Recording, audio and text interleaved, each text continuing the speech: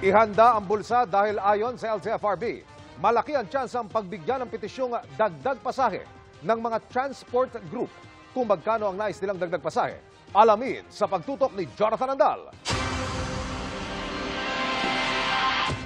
Dininig na kanina ng LTFRB ang petisyon ng taas pasahe ng iba't ibang transport group. Ang FEDJUDAP at Stop and Go gusto ng 2 pisong permanenteng dagdag sa minimum fare ng jeep sa buong bansa. Ang Pasang Mazda naman, pati ang AltoDAP at ACTO, gusto ng 5 pisong dagdag sa minimum fare at dagdag na piso sa kada susunod na kilometro. Pero habang wala pa yan, humihiling muna sila ng pisong dagdag sa minimum fare dahil pa rin sa mataas na presyo ng krudo. Yung isang grupo ayaw ng provisional increase na piso.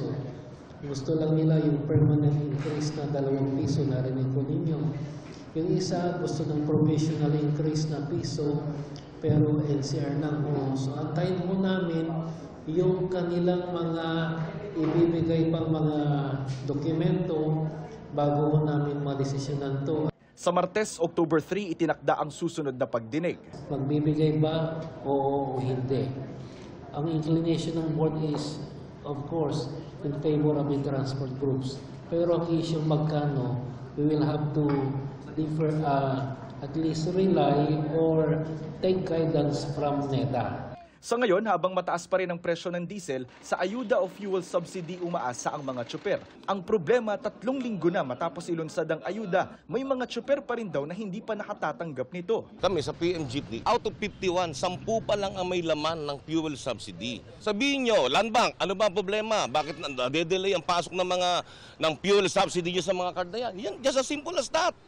Sabihin nyo kung meron o wala, para hindi kami nagmumukhang tanga. Sabi ng LTFRB, may na-reject ang Land Bank na 22,000 na benepisyaryo ng fuel subsidy dahil nagpalit ng may-ari ng jeep o ng address o di kaya'y matagal nang hindi nagagamit ang subsidy card. Pumunta daw sa Land Bank para mapa-update ito. Para naman sa ayuda ng mga tricycle driver at delivery services, hawak na raw ng LTFRB ang pondo dyan. Pero inaantay pa raw nila ang listahan ng mga benepisyaryo na manggagaling sa DILG, DTI at DICT.